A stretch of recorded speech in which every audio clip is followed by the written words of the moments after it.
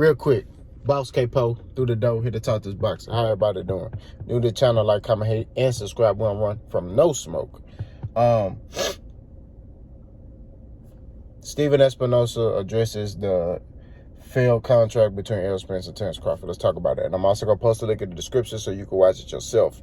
Because I always cite my sources. That's just what I do. So Stephen Espinoza was interviewed by Fight Hub TV. Marcos Villegas, shout out to them. They've been doing some good interviews lately, asking some good questions. So he basically asked Stephen Espinoza, like, what happened with the contract? Stephen Espinoza told him, hey, Errol Spence and his side, they agreed to whatever they agreed to in the contract. We just waiting on Terence.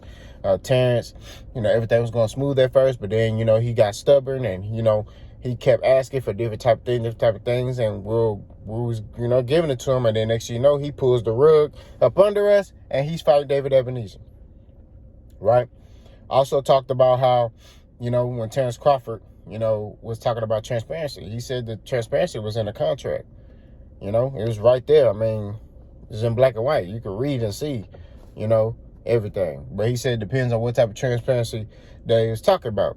And, so Marcos Villegas was like, oh, he was talking about transparency as far as, like, seeing the books and, this, that, and the third. And then Stephen Espinoza said, well, I have a problem with that. He said, because that could hold up the fight, He said, things like production, right? Because Terence Crawford wanted to know about production and all that stuff. So he was like, if I give that fighter that type of power as it pertains to production, he may say, oh, you spending too much money on production. He said, no, trust me, I know what I'm doing. I've had many successful pay-per-views and many successful events, because of our production, and which is true, because Showtime and them always get those Emmys for their behind-the-scene all access or just their fights. You know what I mean? They have accolades to approve that. And I forgot to mention that, man. They be getting Emmys and stuff for their production. So it's crazy. I don't hear any other network, ESPN, none of them winning Emmys for anything for their boxing. So, that's another thing. But he talked about that. He said, no, I'm not going to give a fighter that type of power like that. He also talked about Mayweather-Pacquiao. He was like, the ticket sales didn't go on sale till 10 days before the fight, or the week of the fight. And he was just like, and that was because the fighters had control over that. And he was like, we're not doing that again. He said that was horrible. It was, and because both fighters had to agree on the prices of the tickets, and it was just a lot. He was just like, no. So he said, when it comes to stuff like that, no, I'm not gonna, no, I'm not gonna do that. We know what we're doing over here as far as from the business side. And I agree with that. I don't think the fighter should, because this is the thing. When he was with ESPN, he never asked them, hey, let me see the production side, or let me this, that, and the third. Let me see where the money going right here. He ain't never asked that. So now you come over here and it's dealing with people saying Showtime, you want to know where stuff going. That doesn't make any sense. Now I get it. If you did that everywhere you went, that's different. But you're going to a network that knows what they're doing, right? They have the awards and accolades to prove that. You know what I'm saying? It's kind of like when you go to the doctor, right? Right? You go to the doctor and you're like, damn, I don't know if this know what he's doing. But you see all these accolades on his wall as far as best surgeon or best this, best that, best, blah, blah, blah. Okay. That's going to make you more confident. Like, okay, they know what they're doing. You see what I'm saying?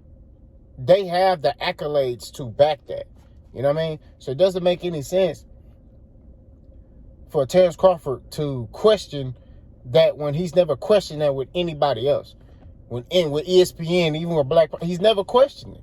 So I just, even on HBO, I never heard him like, oh, I need to see, the books. I'm like, no, bro, they not, he wouldn't even ask them that. You know what I'm saying? But it's because it's Al Heyman, a black man, because I just find it weird that Terence Crawford, anybody black, he try to comfort him. Bud Buddies do too. Terence Crawford, anybody black, he coming for their head, right? But he want to talk about he love his people.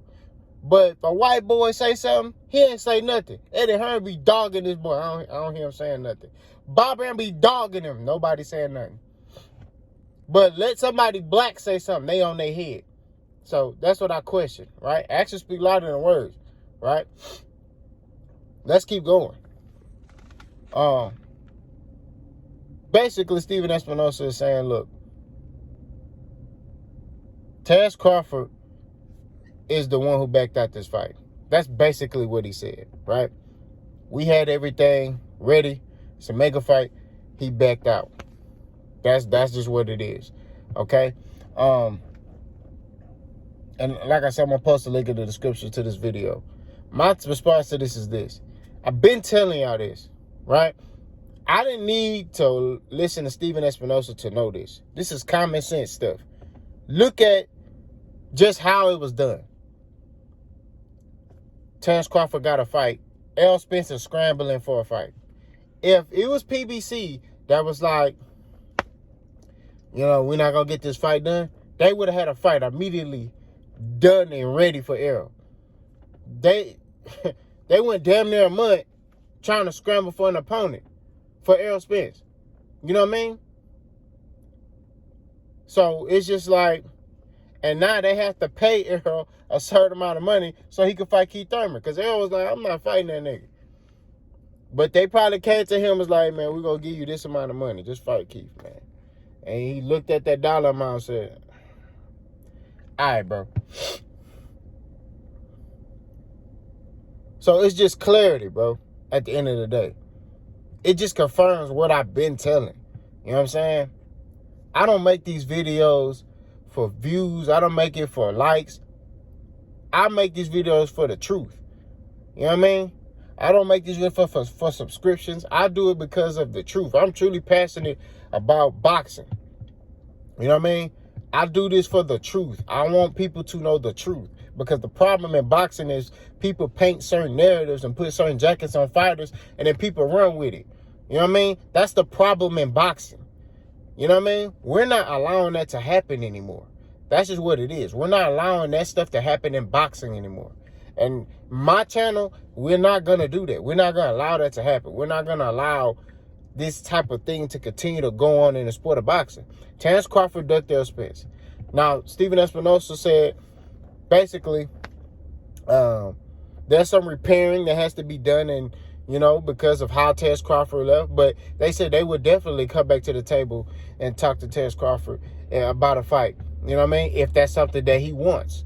You know what I mean? So not only are they saying it, but they putting it on Terence Crawford. Like, hey, he said verbally on social media, but we'll see if he really wants that. Like, you know, we'll definitely come. If that's what he wants, we'll come back to the table and we'll be able to negotiate a fight. But he said we're probably going to have to lock ourselves in a room for 8 hours and negotiate and come to terms. If we can't come to terms, then everybody going to go on with their lives.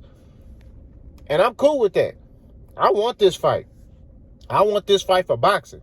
This is a mega fight. This fight got to happen. You know what I mean? This is our era of a pinnacle fight. This is the deciding of who the king, the true king is. You know what I'm saying? That's all it is. We want to see this fight. That's what it is. I don't think Terence Crawford wants this fight. The reason why I don't think Terence Crawford wants this fight because he's jealous of Errol Spence. He don't want Errol Spence to get... Think about it. If Errol Spence beats Terence Crawford, which I predicted he will, but if he is successful against Terence Crawford, think about this. Think about the fans that Errol Spence go gain. Some of the Bud Buddies gonna have... It happens. Some of the Bud Buddies gonna be like, man, I gotta respect Errol, man. Now, it's gonna be a lot of y'all that still gonna be like, no, F Errol, da-da-da. But it's gonna be half of y'all like, man, we gotta respect Errol. He fought Terence. He beat him. You know what I'm saying? And that's what it is. You know, that's how it's gonna be. You know, and Errol Spence will be the king of 147, undisputed champion, the first undisputed champion in the four bait weight class era, welterweight, right? Because I think Zapjuda was undisputed, but they had 3 belts. So now they have 4 belts. And Errol Spence will be the first. You know what I mean? Or Terence Crawford, whichever one.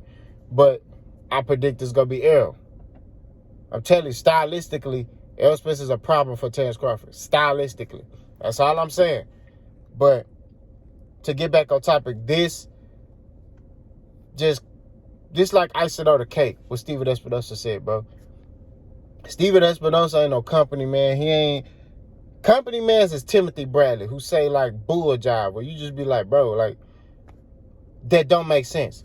Steven Espinoza, what he said, he didn't come off as biased. He didn't come off as like, you know, I'm supporting Errol no matter what. He didn't come off as that. He came off genuine. You know, you could tell, look at his body language. Genuine. Hey, this is that, this is what happened. You know what I mean? It is what it is. You know, you got all these Bud Buddies and Timothy Bradley, and they doing speculative stuff and believing what Terence Crawford is saying. But Steven Espinoza was in them rooms. He know what's going on because he has to be in those rooms, so he know how to build his production around it. He got to do the all access. He got to, you know, create help create the posters and, you know, with the marketing and all that stuff. He got to assist with that, right? Because his you know, network is entitled to that. I mean, they tied into that. You see what I'm saying? So he has to know how much money, undercard, stuff like that. Like, he got to come up with all that type of stuff. You feel me? So I just think that this video was very much needed. You know, I hope we do get the fight. I do hope, but I don't think Terence gonna take that risk. I don't think he gonna do it. I think Terence gonna come up with another excuse to back out of this fight. That's just what it is. And, you know, I think that Terence gonna ride into the sunset with that narrative that, oh, nobody want to fight me. In his head, that's what he think. But it's cap. You know, that's just facts. I think Terence Crawford go retire saying, oh, nobody wanted to fight me. You know, I was the boogeyman. He truly believes that in his mind. You know what I mean? And that's not true. So as long as my channel around, as long as God allows me to breathe this beautiful Texas air, I'm going to continue to speak the truth in boxing. Boss gone.